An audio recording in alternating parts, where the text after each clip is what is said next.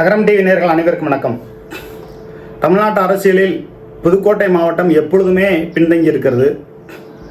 அதுபோல் திருச்சி மாவட்டமும் பெரிய அளவுக்கு முன்னேற்ற பாதைக்கு செல்லாததுக்கு காரணம் திராவிட முன்னேற்ற கழகத்தில் இருந்த நேரு போன்ற நகர்ப்புற வளர்ச்சித்துறை அமைச்சர்கள் பணியிடை மாற்றத்திற்கு லட்சக்கணக்கில் பணம் வாங்கி கொண்டு கோடிக்கணக்கில் வெளிநாடுகளில் சொத்து சேர்த்தது போன்ற விஷயங்கள் எல்லாம் இருந்ததன் காரணமாகத்தான் திமுக ஆட்சி இழக்க வேண்டிய நிலை இருந்தும் கூட இன்னும் ஒரு 20 சீட்டு கூடுதலாக கிடைச்சிருக்கும். நேரு, SSR ராமச்சந்திரன், துரைமுருகன், ஏவா வேலு, சேகர் பாபு போன்ற அமைச்சர்களால் திராவிட முன்னேற்ற கழகம் இன்னும் கூடுதலான 20 சீட்டுகள் கிடைத்ததற்கான வாய்ப்புகளை நழுவ விட்டு விட்டது. இதற்கான முழு காரணம் இதுதான். அதே நேரத்தில் அனைத்து இந்திய அண்ணா திராவிட முன்னேற்ற கழகம் ஏங்க தோத்துச்சு அப்படின்னா, திமுக அதிமுக அப்படிங்கிற ஒரு நிலைப்பாடு மாறி மாற்றத்தை மக்கள் விரும்பினார்களா, அல்லது அமித்ஷா மூலமாக திராவிடம் அல்லாத ஒரு ஆட்சி வேண்டும் என்று திட்டமிட்டார்களா, இவிஎம் மிஷினில் மோசடி நடந்ததா, சிபிஐ விசாரணை என்று சொல்லி விஜயை அங்கு அழைத்து கொண்டு போய் அரசியல் பேசினார்களா என்ற பல்வேறு குழப்பங்களுக்கு மத்தியில் தமிழ்நாட்டு மக்கள் இடைக்கால முதலமைச்சரை பார்த்து உண்மையாகவே வேதனையில் இருக்கிறார்கள். ஏன்னா கரூருக்கு போகிறாரு, டேஸ் போடுறாரு, அப்படி ஒரு மாதிரியா சொல்கிறாரு. அப்புறம் கொத்து புரோட்டாங்கிறாரு. ஒரு முதலமைச்சர் பேசக்கூடாத வார்த்தைகளெல்லாம் பேசி அந்த முதலமைச்சருக்கு உண்டான தகுதியை அவர் இழந்து விட்டார். ஏற்கனவே தகுதி இருந்துச்சான்னா கிடையாது. அப்போ தமிழ்நாட்டு அரசியலில் அனைத்து இந்திய அண்ணா திராவிட முன்னேற்ற கழகம் கழுத தேஞ்சு கட்டருமான கதையாக கிட்டத்தட்ட அது தேஞ்சு அழிஞ்சு போச்சு அப்படின்னு சொல்கிறான். அதே நேரத்தில் அந்த கட்சியில் இரட்டை இலைங்கிற ஒரு சின்னம் இருக்கிற வரை அந்த கட்சிக்கு அழிவில்லை. பின் ஒரு காலகட்டத்தில் இப்போ அடுத்த சட்டமன்ற தேர்தலில் ஒரு 20 சீட்டு, அதுக்கப்புறம் 10 சீட்டு அப்படின்னு போகிற பொழுது தேமுதிகவுக்கு எப்படி அங்கீகாரம் பறிபோனதோ, மதிமுகவுக்கு எப்படி அங்கீகாரம் பறிபோனதோ அப்படியான ஒரு நிலைமை வந்து சின்ன வட்டத்துக்குள்ளே அந்த கட்சி வந்துடும். அதிமுகவில் இருந்த சுப்பிரமணியன், கந்தரகோட சட்டமன்ற தொகுதியில் போட்டிட்டு வெற்றி பெற்ற சுப்பிரமணியன் அதிமுக சார்பில் போட்டிட்டு ஆதி திராவிட நலத்துறை அமைச்சர் அந்த சுப்பிரமணியன் தாவேகா கட்சிக்கு போகிறார். அரசியல் குறிக்கோள், கொள்கை, கோட்பாடு, சித்தாந்தம் எதுவுமே இல்லாத ஒரு கட்சிக்கு போகிறார். ஏன்னா சுப்பிரமணிக்கு எந்த விதமான கொள்கை சித்தாந்தம் எதுவும் கிடையாது. ஏன்னா கொள்கை சித்தாந்தம் இருப்பவர்கள் கொள்கை சித்தாந்தம் இருக்கக்கூடிய கட்சிக்கு போவாங்க. தாவேகா கட்சிக்கு போகிறாரு. கந்தரகோட சட்டமன்ற தொகுதியில் வெற்றி பெறுகிறார். கந்தரகோட்டை சட்டமன்ற தொகுதியில் வெற்றி பெறுவதற்கான காரணம் என்னன்னா, அங்கு அதிமுகவுக்கு சீட்டு கிடைச்சிருந்தா நிச்சயமாக அதிமுக வெற்றி பெறும். கழுதையை நிப்பாட்டியிருந்தாலும், காக்கா குருவி யாரை நிப்பாட்டியிருந்தாலும், உதாரணத்துக்கு நாத்தாமல் ஆறுமுகத்துக்கு சீட்டு கிடச்சிருக்கணும். அவருக்கு சீட்டு கிடச்சிருந்தா நிச்சயம் செஞ்சிருப்பார். விஜயபாஸ்கர் விடலை. அதனால் அங்கே பாஜக ஜெயிக்கும், அன்பு செல்வன் அதிமுகவுக்குள்ளே போனதுனால அப்படிங்கிற ஒரு நிலைப்பாடெலாம் இருந்துச்சு. ஆனால் பாஜக கூட்டணியில் இருக்கக்கூடிய கட்சியை வெற்றி பெற வைக்க தமிழ்நாட்டு மக்கள் முட்டாள் இல்லை, நாங்கள் அறிவாளிகள் என்று அரசியல் தெரியாத, கொள்கை சித்தாந்தம் இல்லாத தாவேகா கட்சிக்கு ஓட்டு போட்டிருக்காங்க. தாவேகா கட்சி கொள்கை சித்தாந்தம் கொண்ட கட்சியான ஒரு வெங்காயமும் கிடையாது. ஒரிக்க வெங்காயம், ஒரிக்க முட்டைகோஸ்.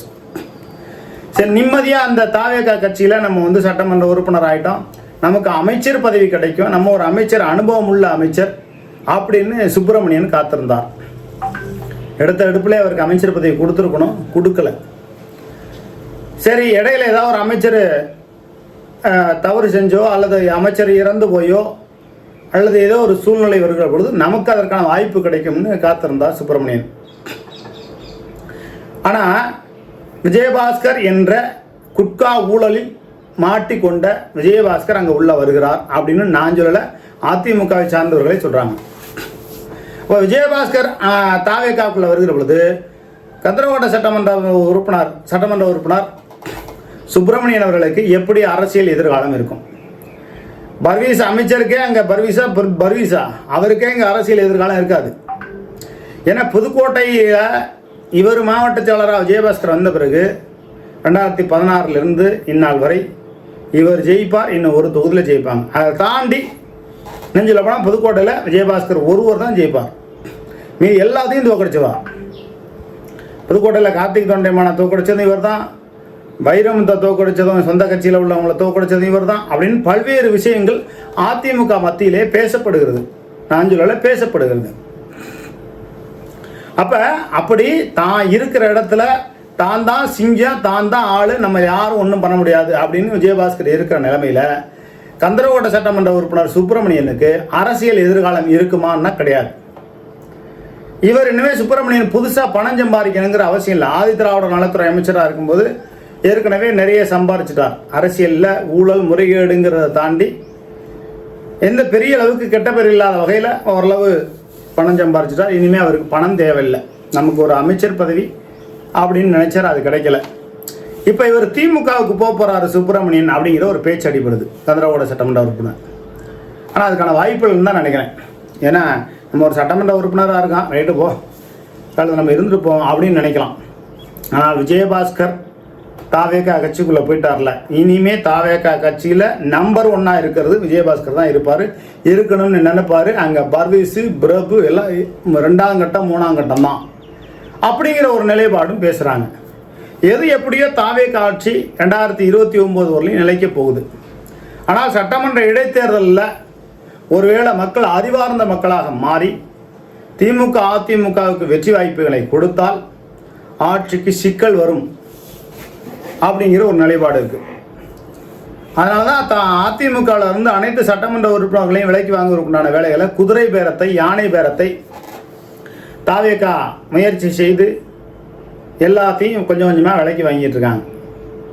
இப்போ அனைத்து இந்திய அண்ணா திராவிட முன்னேற்ற கழகத்திலேருந்து தாவேகாவுக்கு வந்து அப்படியே திமுகவுக்கு போகக்கூடிய நிலைமைக்கு சுப்பிரமணியன் இருக்காரு அப்படிங்கிற ஒரு அரசியல் சூழ்நிலை இருக்குன்னா அதற்கு காரணம் அண்ணன் விஜயபாஸ்கர் அவர்கள் தான். அண்ணன் விஜயபாஸ்கர் அவர்கள் இனி எப்படியான அரசியலை செய்ய போகிறார் அப்படிங்கிற ஒரு நிலைப்பாடு இருக்குது. ஏன்னா அதிமுகவில் அவர் தான் நம்பர் 1. அவர் அதிமுகவில் இருந்துக்கிட்டே அதிமுக பொதுச்செயலாளருக்கு உண்டான வாய்ப்புகள் கூட இருந்துச்சு. ஆனால் இவர் ஜெயிலுக்கு போகாமல் இருக்கணும்னா தாவேகாவுக்கு போய் தான் அவனுங்கிற ஒரு நிலைப்பாடு இருக்குது.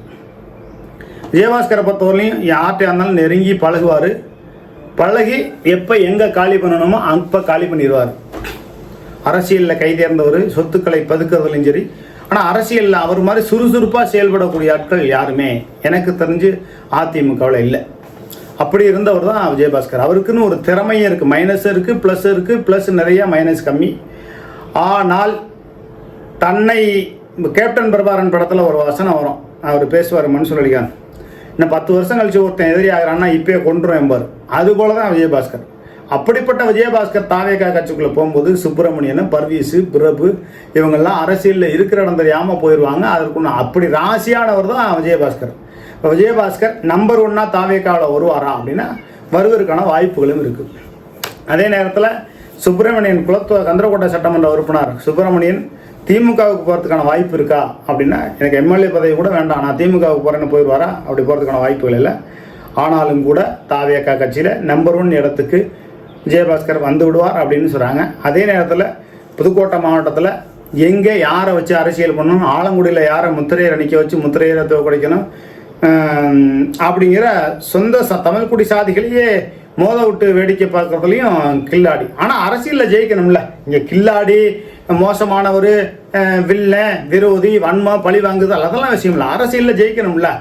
எப்படி திருச்சியில் நேரு திமுக என்ற ஒரு மாபெரும் பேர் இயக்கத்தை படுகொலியில் தள்ளிட்டு தாமற்றம் வெற்றி பெற்றார். கிட்டத்தட்ட நேரு 4000 ஓட்டு வித்தியாசத்தில் தோத்துட்டார். கலெக்டரை வச்சு சில சதி வேலைகள் பண்ணி தான் அவர் சட்டமன்ற உறுப்பினராக இருக்கார். இது உலகத்துக்கே தெரியும். யார் இதை பெரும்பாலும் சொல்லலை, நான் சொல்கிறேன். ரெங்கராஜ் பாலண்டார் அச்சமின்றி சமரசமின்றி சொல்லுவேன். ஏன்னா நேரு ஊழல் செய்திருக்கிறார், கொள்ளையடித்திருக்கிறார். அவரை ஜெயிலுக்கு அனுப்புறதுக்கு உண்டான வேலைகளை தாவேகா செஞ்சிச்சுன்னா தாவேகாவுக்கு ஒரு ராயல் சல்யூட்.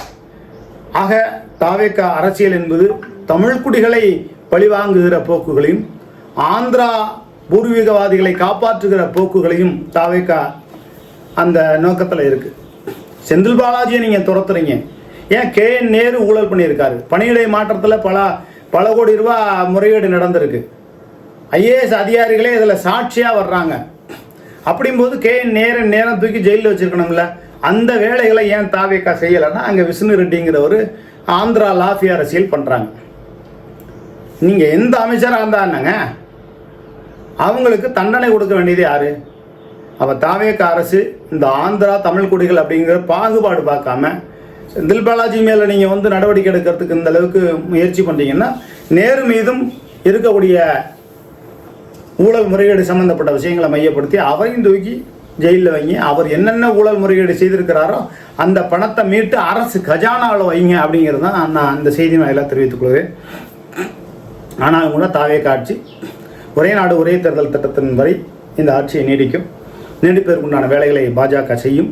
அதன் பிறகு அண்ணாமலைக்கு ஒரு வாய்ப்பினை கொடுப்பதற்குண்டான அத்தனை சதி வேலைகளையும் செய்து திராவிடமல்லாத ஆட்சியை கொண்டு வர வேண்டும் என்ற ஒரு சதியார வேலைகளை பாஜக செய்ய முயற்சிக்கும். ஆனால் தமிழ்நாட்டு மக்கள் அடுத்து வருகிற தேர்தலில் திராவிட முன்னேற்ற கழகத்தை வெற்றி பெற வைப்பதற்குண்டான வேலைகள் இருக்கிறது, வாய்ப்புகள் இருக்கிறது. ஏன்னா எடப்பாடி பழனிசாமி அதிமுக கழுத தெரிஞ்சு கட்டரமான கதையாகி போச்சு.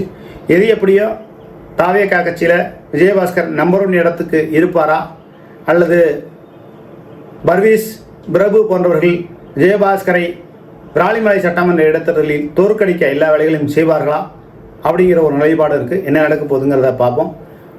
நன்றி, வணக்கம்.